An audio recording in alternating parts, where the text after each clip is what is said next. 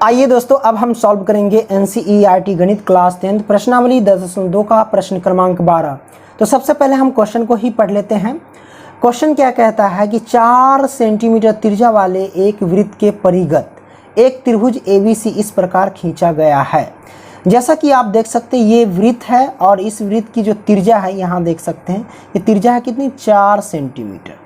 तो 4 सेंटीमीटर त्रिज्या वाले इस वृत्त के परिगत क्या है, एक त्रिभुज बनाया गया है ना। यानी कहता है ना कि त्रिभुज एबीसी इस प्रकार खींचा गया है कि रेखाखंड बीडी, तो बीडी हमारे पास क्या है, बीडी, ये है बीडी, तो रेखाखंड बीडी और डीसी, डीसी ये है डीसी, जिनमें स्पर्श बिंदु डी द्वारा बीसी विभाजित है। इसमें स्पर्श बिंदु डी द्वारा क्या है, बीसी जो है ये रेखा विभाजित है। ये हमारे पास स्पर्श बिंदु है और स्पर्श बिंदु डी जो है इसके द्वारा क्या है, बीसी विभाजित, यानी अलग अलग हो गए हैं। ठीक है, कि लंबाइयाँ क्रमशः 8 सेंटीमीटर, एक की है 8 सेंटीमीटर और दूसरी की है 6 सेंटीमीटर। देखिए आकृति 10.4 में, ये हमारे पास आकृति क्या है, 10.4 है। तो भुजाएं ए बी और ए सी ज्ञात कीजिए। हमें ज्ञात क्या करना है, ए बी यानी ए से लेके बी और ए सी ज्ञात करना है। तो जो ज्ञात करना है उसी को हम सबसे पहले लिख लेते हैं। तो यहाँ पे हम लिखते हैं हल, ठीक है, और लिखेंगे क्या, ज्ञात करना है, ज्ञात करना है। क्या ज्ञात करना है भैया, वो ज्ञात करना है ए बी बराबर वाट और उसके बाद ए सी बराबर वाट, ये हमें ज्ञात करना है। ठीक है, अब इसमें हम क्या करेंगे, कुछ रचना करेंगे। जैसे कि ये ओ बिंदु, ओ से हम सी को मिला लेंगे, फिर ओ से बी को मिलाएंगे, फिर ओ से ए को मिलाएंगे। ठीक है, हम इस तरीके से सबसे पहले क्या करते हैं, मिला लेते हैं। तो जैसा कि आप देख सकते हैं हमने यहाँ पे मिला लिया ए ओ सी और ओ से बी को, इन तीनों रेखा मैंने मिला लिया। इससे क्या पता चला, हमें 3 त्रिभुज प्राप्त हो गया। देखिए, एक ए ओ सी, फिर ओ सी बी और फिर हमें प्राप्त हुआ ए ओ बी। ठीक है, हमें प्राप्त हो गया। अब इन तीनों त्रिभुज में हमें लंब मिल जाएगा। कैसे मिल जाएगा, जैसे कि यहाँ भी एक स्पर्श बिंदु है, यहाँ भी स्पर्श बिंदु है। ठीक है, तो जहाँ जहाँ स्पर्श बिंदु है उसका हम नाम रख देते हैं। तो हम इसका नाम रख देते हैं ई, ठीक है, और इसका नाम रख देते हैं एफ। तो मैंने जो स्पर्श बिंदु है वहाँ से हम क्या करेंगे, केंद्र से इसको मिला देंगे। तो चलिए हम मिला देते हैं। तो जैसा है कि मैंने यहाँ पे देख सकते हैं मिला दिया। ठीक है, ई से ओ को और ओ से एफ को मैंने मिला दिया। तो यहाँ पे देखेंगे भैया कि जो ओ डी है ये त्रिज्या है और ओ एफ भी त्रिज्या है और ई ओ भी त्रिज्या है, यानी 1 2 3 त्रिज्या है यहाँ पे। तो त्रिज्या यहाँ पे 4 सेंटीमीटर है, तो ये भी हमारे पास क्या होंगे, 4 सेंटीमीटर और ये भी क्या होंगे, 4 सेंटीमीटर। ठीक है, अब ध्यान देना यहाँ पे कि भैया ई ओ जो है लंब है भैया ए सी पे, क्योंकि ये लंब चला गया। यहाँ पे देख सकते हैं कि ये वृत्त है और इस वृत्त पर स्पर्श रेखा है और स्पर्श रेखा पे क्या है, ये त्रिज्या है। तो वहाँ पे क्या बनता है भैया, वो समकोण होता है। आपको पता होगा ये क्या हो जाएगा हमारे पास, ये समकोण होगा, बोले तो 90 डिग्री होगा। तो यहाँ भी समकोण होगा, ठीक है, और यहाँ भी समकोण होगा, बोले तो यहाँ पे 90 डिग्री होगा। ठीक है, ये मैंने कर दिया। अब क्या करेंगे भैया, क्या क्या लिखना है वो ध्यान से देखना। हम सबसे पहले ज्ञात करना है वो हम लिख दिए, है कि नहीं। अब यहाँ पे क्या करेंगे, एक चीज़ हमने यहाँ पे मान लेंगे। ठीक है, क्या मानेंगे, यहाँ पे सब कुछ देखना ध्यान से। ठीक है, आपको पता होगा कि यहाँ पे बाह्यतम बिंदु कौन कौन है, एक ये बिंदु है बाह्य बिंदु, एक ये बाह्य बिंदु है, एक ये बाह्य बिंदु है। तो यहाँ बाहरी बिंदु से इस सर्कल पे देखोगे तो स्पर्श रेखा खींचा गया है। यहाँ से ये स्पर्श रेखा है और यहाँ पे ये स्पर्श रेखा है, खींचा गया है कि नहीं इस बाहरी बिंदु से। तो आपको पता है कि किसी वृत्त पर बाहरी बिंदु से जो स्पर्श रेखा खींची जाती है तो वो दोनों स्पर्श रेखा एक दूसरे के बराबर होती है। तो ये 8 सेंटीमीटर है, इसका मतलब ये भी 8 सेंटीमीटर होगा। अब ये बाहरी बिंदु है, तो इस बाहरी बिंदु पर इस वृत्त पर क्या स्पर्श रेखा ये खींचा गया, यानी OE और OD खींचा गया। तो ये 6 सेंटीमीटर है OD, तो इसका मतलब ये भी EC यानी EC जो होगा या CE कह लो, ये भी 6 सेंटीमीटर होगा। होगा कि नहीं होगा, बिल्कुल होगा। तो मैंने खींच लिया, कोई दिक्कत नहीं है। अब देखो मैंने खींच लिया। अब यहाँ से हम क्या करेंगे, ये भी एक बाहरी बिंदु है, तो EA और EF ये भी क्या होंगे, एक दूसरे के बराबर होंगे।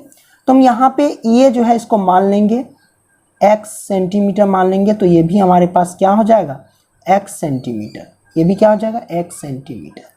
करेक्ट। तो हम यहाँ पे लिखते हैं माना, क्या लिखते हैं, माना EA। अब ध्यान से देखना, EA जो है AF के बराबर है, क्योंकि ये बाह्यतम बिंदु है और बाह्यतम बिंदु से स्पर्श रेखा खींचा गया, इसलिए दोनों बराबर है। तो EA बराबर क्या हो जाएगा, AF, है कि नहीं। और कितने के बराबर, तो क्या माने, x माने, इसलिए x हम मान लेंगे, 1 सेंटीमीटर। ठीक है, मैंने मान लिया। अब क्या करेंगे, प्रमेय 10.1 से चलते हैं, लिखते हैं प्रमेय 10.1 से। तो प्रमेय 10.1 क्या कहता है, देखिए प्रमेय 10.1 कहता है कि कोई वृत्त है, ठीक है, और उस वृत्त पर, ठीक है, कोई स्पर्श रेखा है और स्पर्श रेखा जो खींचा जाता है, उस स्पर्श बिंदु पर कोई त्रिज्या आकी मिलती है, वहाँ पे क्या होता है, समकोण होता है। तो यहाँ भी समकोण, यहाँ भी समकोण, यहाँ भी समकोण, किस विधि से, तो प्रमेय 10.1 से। ठीक है, तो प्रमेय 10.1 से हम क्या कह सकते हैं कि भैया OE क्या है, OE लंब हो जाएगा किस पे, OE लंब हो जाएगा AC पे, तो हमने लिख दिया AC पे। फिर हमारे पास क्या होगा, OD लंब किस पे हो जाएगा, तो वो हो जाएगा BC पे, क्या हो जाएगा, BC पे। फिर हमारे पास एक यहाँ पे लंब डाला गया है, OF लंब किस पे हो जाएगा, AB पे, तुम लिखते OF लंब हो जाएगा किसके, AB के, तुमने AB के लिख दिया, कोई दिक्कत नहीं हो गया, कोई दिक्कत नहीं होगा। ठीक है, अब यहाँ पे हम क्या करते हैं, प्रमेय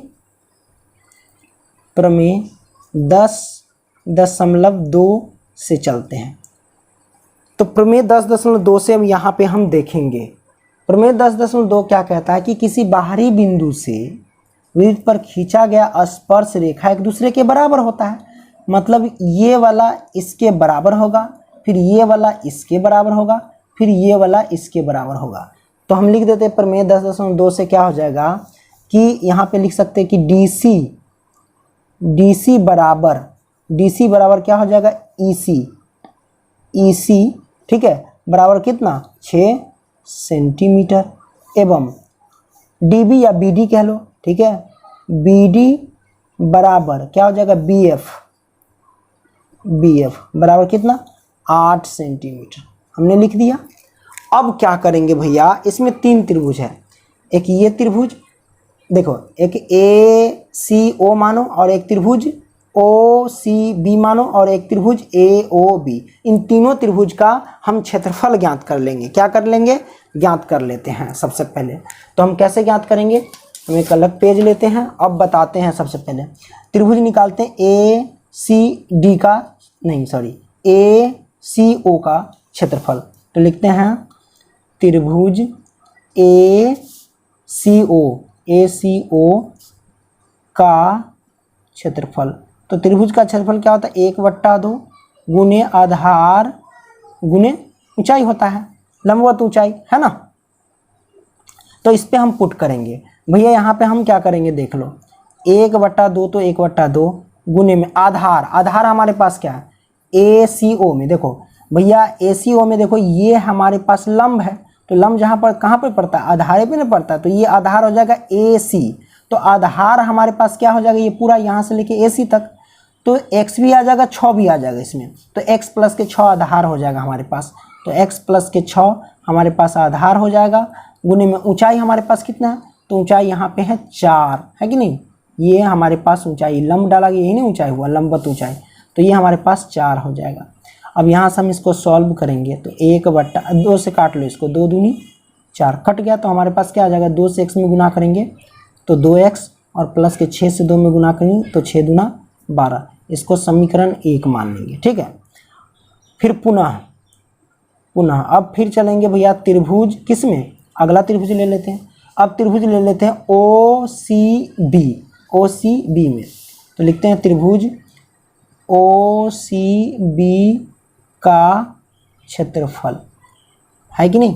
तो OCB का क्षेत्रफल हम ज्ञात करेंगे, तो वही त्रिभुज का क्षेत्रफल 1/2 आधार गुण ऊंचाई, तो 1/2 गुने आधार, इसमें क्या है तो ये लंब इस पे पड़ा है तो ये आधार हो जाएगा। तो आधार हमारे पास है BC, तो BC में क्या क्या आएगा 6 और 8 दोनों आ जाएगा, 6 प्लस के 8, तो आधार हो जाएगा 6 प्लस के 8 यानी 14 हो जाएगा आधार।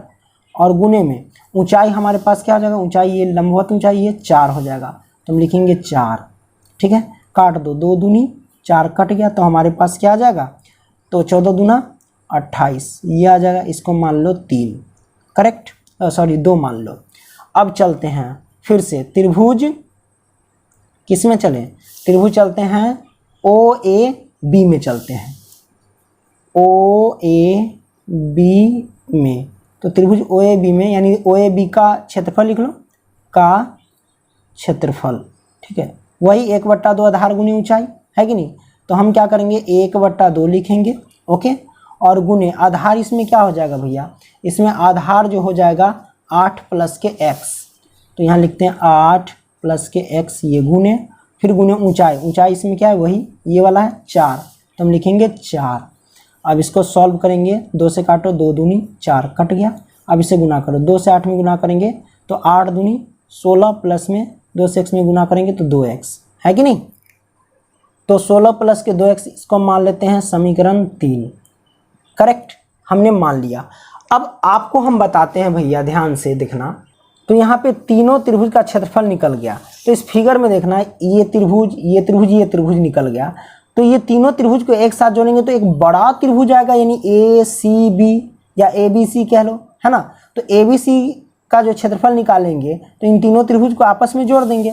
तो हम लिखेंगे क्या, त्रिभुज ABC का क्षेत्रफल। तो ABC का क्षेत्रफल निकाल रहे हैं, तो ये छोटा छोटा त्रिभुज 3 है, तो तीनों त्रिभुज का हम क्षेत्रफल क्या करेंगे, आपस में जोड़ देंगे। तो इस त्रिभुज, पहले त्रिभुज का क्या था 2x प्लस के 12, तो हम लिखेंगे 2x प्लस के 12। फिर दूसरे त्रिभुज का क्या आया था 28 आया, तो लिखेंगे हम प्लस के 28। फिर तीसरे त्रिभुज का क्या आया था 16 प्लस के 2x, तो हम लिखेंगे 16 प्लस के 2x। अब देखो x वाले को एक साथ, विदाउट x वाले को एक साथ जोड़ेंगे, 2x कितना हो जाएगा 4x, और प्लस के 12 28 16 कितना हो जाएगा 56 हो जाएगा, तो हम लिखेंगे 56। इसमें हम क्या करेंगे 4 कॉमन लेंगे, क्या लेंगे 4 कॉमन, तो ले लेते हैं। अगर हम 4 कॉमन ले लेंगे तो हमारे पास x प्लस के 14 × 42 14 चौका 56, तो ये 4 आ जाएगा, भाग देंगे क्योंकि 4 हम कॉमन लेते हैं, 4 से सभी में भाग दे देते हैं, ठीक है। तो ये हमारे पास आ जाएगा, इसको मान लेते हैं समीकरण 4, करेक्ट, ये हमारे पास है। तो त्रिभुज ABC का क्षेत्रफल ये आ गया। अब हम क्या करेंगे भैया, 9th क्लास में आप पढ़े होंगे हीरोन का सूत्र, हीरोन के सूत्र से भी हम इस त्रिभुज का क्षेत्रफल ज्ञात करेंगे, ठीक है। तो क्या करते हैं, लिखेंगे क्या भैया, यहाँ ये जो त्रिभुज ABC में है, ABC में ये हमारे पास भुजा है, एक ये भुजा है, एक ये भुजा है। तो हम हीरोन के सूत्र से ज्ञात करते हैं, तो लिखते हैं ना कि A + B + C/2 S निकालते हैं, तो ये एक A भुजा, B भुजा, C भुजा। तो हम यहाँ पे मान लेंगे ये पूरा A है, ये पूरा B है, ये पूरा C है। तो यहाँ पे हम देखेंगे A बराबर, यहाँ A बराबर क्या हो जाएगा, तो A बराबर ये पूरा भुजा यानी 6 प्लस के x, या x प्लस के 6 कह लो, x प्लस के 6। B बराबर क्या हो जाएगा, तो B बराबर हो जाएगा भैया 6 और 8 जोड़ देंगे, 8 6 कितना हो जाएगा 14, ठीक है। और उसके बाद C बराबर हम लिखेंगे, तो C बराबर क्या हो जाएगा, ये x प्लस के 8 पूरा, तो हम लिखते हैं x प्लस के 8, ओके, ये हमारे पास आ गया। अब हम लिखेंगे अतः S बराबर निकालेंगे, क्या होता है A प्लस के B प्लस के C/2, यही नहीं हीरोन के सूत्र में पहले निकालते हैं अर्थ परिमाप, ठीक है। तो निकालेंगे तो सबको हम जोड़ते हैं, x, A का वैल्यू x प्लस के 6 प्लस के B की वैल्यू 14 और प्लस में C की वैल्यू क्या है x प्लस के 8 और बराबर में कितना 2। तब जब हम इसको निकालेंगे तो कितना हो जाएगा भैया, देखो x जोड़ेंगे तो 2x और प्लस के 14 6 20 और 28 हो जाएगा, 8 जोड़ेंगे तो ये 28 और बट्टे में 2। तो यहाँ पे अगर हम 2 कॉमन ले लेंगे तो हमारे पास बचेगा x प्लस के 14 और बट्टे में 2, 2 से 2 कैंसिल, तो हमारे पास क्या आ जाएगा, ये आ जाएगा x प्लस के 14, क्या आ जाएगा S बराबर आ जाएगा x प्लस के 14, ठीक है, कोई दिक्कत नहीं है। अब हीरोन के सूत्र से हम देखेंगे त्रिभुज का क्षेत्रफल, हीरो के सूत्र से, है ना। तो यहाँ पे लिखते हैं कि त्रिभुज ए बी सी का क्षेत्रफल क्या होता है भैया, हीरो के सूत्र वो होता है रूट अंडर। सबसे पहले हम क्या करेंगे, एस इंटू एस माइनस के ए, है कि नहीं, यही ना होता है। उसके बाद हम क्या करेंगे भैया, लिखेंगे एस माइनस के बी इंटू एस माइनस के सी, ठीक है, और लगा देंगे क्या, रूट अंडर। तो हम लगा देते हैं रूट अंडर पूरे पर। अब हम मान क्या करेंगे, पुट कर लेंगे। तो कैसे करेंगे देख लो, ध्यान से देखना। एस की वैल्यू हमारे पास क्या है, तो एस की वैल्यू हमारे पास देख सकते हो, हमने निकाला एक्स प्लस के 14, तो लिखेंगे एक्स प्लस के 14, ठीक है, ओके। अब यहाँ से हम क्या करेंगे, कॉस्ट ले लेंगे और ले लेते हैं एस। एस की वैल्यू क्या है, वही एक्स प्लस के 14 और माइनस के ए की वैल्यू क्या है, तो भैया ए की वैल्यू हमारे पास है एक्स प्लस के 4। अब देखो माइनस का है ना, तो ये एक्स हो जाएगा माइनस का, और इस माइनस से प्लस में गुना करेंगे तो ये भी माइनस का 6 हो जाएगा। मैंने डायरेक्ट निकाल दिया, ठीक है, ओके। इंटू एस की वैल्यू क्या है, एक्स प्लस के 14, फिर माइनस बी की वैल्यू क्या है, तो बी की वैल्यू क्या है 14, तो हम लिखेंगे 14, ठीक है। फिर उसके बाद क्या करेंगे, एस की वैल्यू क्या है, एक्स प्लस के 14 और माइनस के सी की वैल्यू क्या है, एक्स प्लस के 8 है। ध्यान देखना यहाँ पे एक्स और माइनस ये प्लस में गुना करेंगे तो माइनस ये हो जाएगा 8, ठीक है, मैंने कर दिया। अब क्या करेंगे, रूट डालेंगे, ओके। अब यहाँ से इसको हम सॉल्व करते हैं, कैसे निकालेंगे, देखो एक्स प्लस के 14 इंटू, अब इस सब में देख लो ध्यान से, ये माइनस का ये प्लस का कैंसिल, 14 में से अगर 6 घटा देंगे तो कितना हो जाएगा, ये हो जाएगा 8, है ना, 814, तो ये 8, ठीक है। गुना में डायरेक्ट रखते हैं, सबको एक साथ ही ले लेंगे, 14 से 14 कैंसिल, प्लस का माइनस का, ये बचेगा एक्स, गुने में ये माइनस का एक्स, ये प्लस का एक्स कैंसिल, बचेगा 14 माइनस का 8, 8 6 14, ये 6 हो जाएगा और रूट लगा देंगे, ठीक है। तो हमारे पास क्या हो जाएगा, एक्स प्लस के 14, ठीक है, इंटू 8 और 6, 8 6 48 एक्स हो जाएगा, क्या हो जाएगा 48 एक्स, रूट अंडर लगा दो, है कि नहीं। इसको मान लेते हैं समीकरण 5, ठीक है। तो त्रिभुज ABC का क्षेत्रफल ये आया, और वहाँ भी हमने निकाला था त्रिभुज ABC का क्षेत्रफल ये आया। तो समीकरण 4, देखो ABC का क्षेत्रफल एक ही है और एक ABC का क्षेत्रफल ये, तो दोनों को क्या करेंगे, आपस में बराबर कर देंगे। तो हम लिखेंगे क्या, समीकरण 4 एवं 5 से, समीकरण लिखते हैं 4 एवं 5 से, 4 एवं 5 से दोनों को क्या कर देंगे, बराबर कर देंगे। 4 में क्या है, 4 इंटू एक्स प्लस के 14, है ना, एक्स प्लस के 14, तो हम लिखते हैं 4 इंटू एक्स प्लस के 14, ठीक है। और बराबर में इधर क्या करेंगे, एक्स प्लस के 14, है ना, इंटू फिर वही 48 एक्स, करेक्ट। अब इस पर रूट है तो हम रूट रख देंगे। इन दोनों में क्या करेंगे भैया, इसमें सॉल्व आसान करने के लिए क्या करते हैं भैया, यहाँ पे करते हैं क्या, दोनों तरफ वर्ग कर देते हैं। क्या कर देते हैं, दोनों तरफ वर्ग करने पर लिखते हैं, दोनों तरफ वर्ग करने पर, वर्ग करने पर, ठीक है। तो वर्ग करेंगे तो यहाँ ध्यान से देखना कि 4 का वर्ग कितना हो जाएगा, इसका भी वर्ग, 4 का वर्ग हो जाएगा 4 चौके 16, और इसका कर दो एक साथ एक्स प्लस के 14, और इसका हम वर्ग कर देते हैं बराबर। अब इसका वर्ग करेंगे तो रूट तो हट जाएगा, तो हमारे पास बचेगा एक्स प्लस के 4 इंटू 48 एक्स, ठीक है। काटो, 16 तिया 48, कट गया ना। अब हमारे पास क्या हो जाएगा, तो 16 3 48 काट दिए, तो हमारे पास बचा क्या, वो बचा एक्स प्लस के 14 का वर्ग बराबर एक्स प्लस के 14, है ना।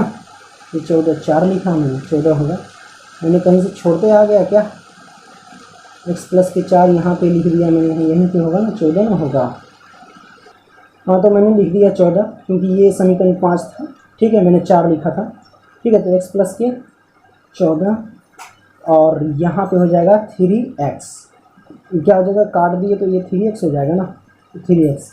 अब ध्यान से देखना, इसका घात कितना है भैया, इसके ऊपर घात 1 छिपा रहता है ना, यहाँ 2 है, तो ये 2 से ये पूरा कट जाएगा यहाँ से, तो हमारे पास क्या बचा, x प्लस के 14 बराबर में 3x बचा।